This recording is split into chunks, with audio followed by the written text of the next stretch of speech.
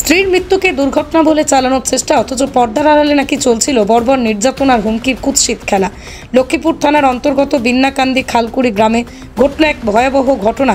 এক তরুণীকে কুয়োয় ফেলে হত্যার অভিযোগ উঠল তারই স্বামীর বিরুদ্ধে। অভিযুক্ত স্বামী রঞ্জিত গোয়ালা, পেশায় ভিডিপি সেক্রেটারি, গ্রেপ্তার হয়েছেন শুক্রবার বিকেলে মেহেরপুর এলাকা থেকে। প্রয়াত রামু গোয়ালার পুত্র রঞ্জিত, বয়স 32, 2022 সালে বিয়ে করেন বাঁশকান্দি বাদ্রিবস্তির নাগাপুঞ্জির বাসিন্দা ঋতু গোয়ালাকে।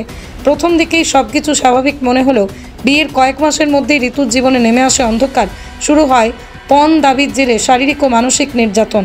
এমনকি স্থানীয়ভাবে একটি বিচার সভায় কিছু অর্থের বিনিময়ে আপাতত সমস্যার সমাধানও করা হয়, কিন্তু তাতেই সুরাহা হয়নি। 1-1.5 বছর কন্যা সন্তানের জন্ম নেওয়ার পরও বন্ধ হয়নি ঋতুর প্রতি অত্যাচার। অভিযোগ, রঞ্জিত প্রায়ই হুমকি দিত, তোকে মেরে ফেলবো, কেউ কিছু করতে পারবে না। একথা শুনেই চুপ থাকতেন না ঋতু, কিন্তু তার কণ্ঠস্বর থামিয়ে দিত সমাজের সেই পুরুষতান্ত্রিক চাপা ষড়যন্ত্র।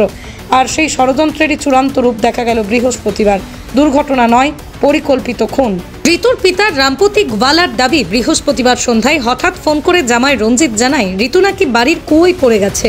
স্থানীয়রা উদ্ধারে নেমেছেন। রামপতি গোয়ালা তৎক্ষণাৎ ছুটে গিয়ে দেখেন মেয়ের নিথর দেহ শিলচর মেডিকেল কলেজে নিয়ে যাওয়া হয়েছে। ততক্ষণে অনেক দেরি। কিন্তু পরিবারের অভিযোগ, ঘটনাটি নিছক দুর্ঘটনা নয়, একেবারেই পরিকল্পিত হত্যাকাণ্ড।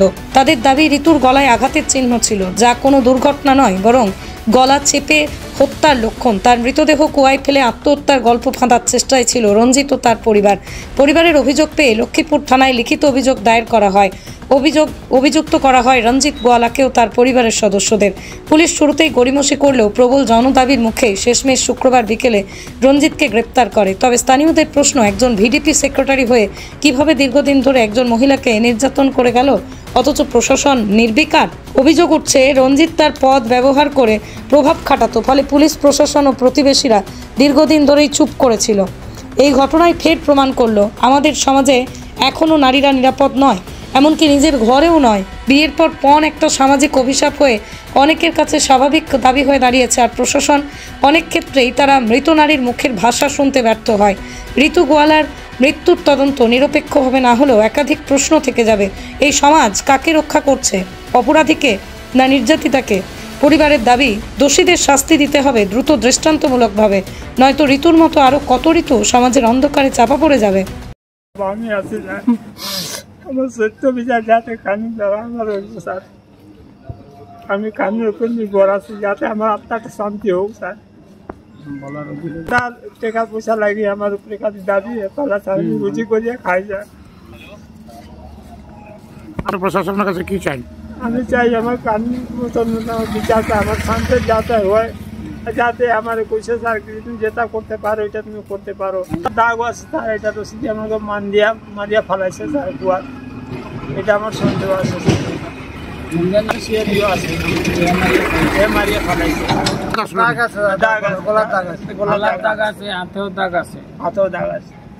আমিও নিজে দেখছি। আপনি দেখছেন? আমি দেখছি এটা গলার দাগ আছে, হাতেও এখানে কালার দাগ আছে। আপনারা কি ধরা করেন? না, এটা পুরা 100% এটা মারিয়া ফালানি, মাথাও ফাটা আছে। আর এইখানে এই যে মুখের মধ্যে পুরা রক্ত বাইরে আসলো। আমি নিজে চোখে মেডিকেলে গিয়ে দেখে এসেছি।